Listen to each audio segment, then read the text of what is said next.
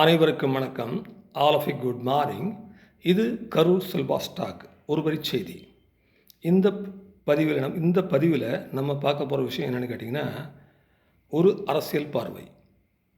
அதாவது இளையராஜா அவர்கள் ஒரு பாட்டு பாடியிருப்பார்.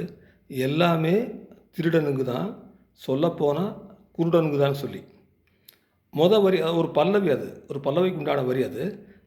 வரி யாருக்கு பொருந்ததோ இல்லையோ அரசியல்வாதிகளுக்கு பொருந்தும். 2வது வரி யாருக்கு, மக்களுக்கு தான் பொருந்தும். எல்லாமே திருடனுங்க தான், சொல்லப்போனால் எல்லாமே திருடனுங்க தான் அப்படின்னா அரசியல்வாதிகள் எல்லாமே திருடனுங்க சொல்ல முடியாது. அவர் பாட்டு பாடியிருப்பார். நான் இதில் நான் இணைக்கிறேன். சொல்லப்போனால் குருடனுக்கு தான். நம்ம மக்கள் என்ன பண்ணுறோம், யார் எப்படி சொல்கிறாங்களோ போட்டு போயிட்டே இருக்கிறோம். ஆனால் அரசியல்வாதிகள் தெளிவாக இருப்பாங்க. அதாவது 50 வருஷத்துக்கு முன்னாடி இருந்த அரசியல்வாதிகள் வேறு, இப்போ இருக்கிற அரசியல்வாதிகள் வேறு. யதார்த்தம், உண்மை, நேர்மை அதெல்லாம் இருந்தது.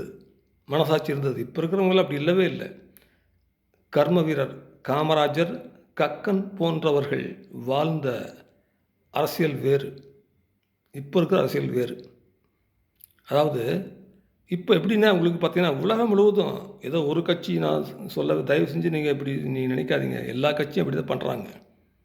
எல்லா கட்சியும் மக்கள்கிட்ட ஓட்டு கேட்கும்போது அவங்களுடைய வாக்குறுதி அள்ளி வீசிடுவாங்க, அதை கவர்ச்சி காட்டிடுவாங்க. அதுக்கப்புறம் ஜெயிச்சு வந்ததுக்கப்புறம் அதுக்கப்புறம் தகுதி நிர்ணயம் பண்ணுவாங்க. தகுதி நிர்ணயம், இவ்வளவு தூரம் வருமானம் வந்தால் தான் இது கிடைக்கும், இவ்வளவு தூரம் இருந்தால் தான் இது கிடைக்கும், இதுக்கு மேலே இருந்தால் இது கிடைக்காது அப்படின்ட்டு தகுதி நிர்ணயம். ஒரு கட்சி மட்டுமல்ல, எல்லா கட்சியும் அப்படி தான் பண்ணுவாங்க. தயவு செஞ்சு ஒரு கட்சி நினைக்காதீங்க. அதுதான் எல்லாமே திருடனுக்கு தான், சொல்லப்போனால் குருடனுக்கு தான். மக்கள் தான் குருடனுங்க. தயவு செஞ்சு இந்த பதிவை ஷேர் பண்ணுங்கள், எல்லாத்துக்கும் ஷேர் பண்ணுங்கள்.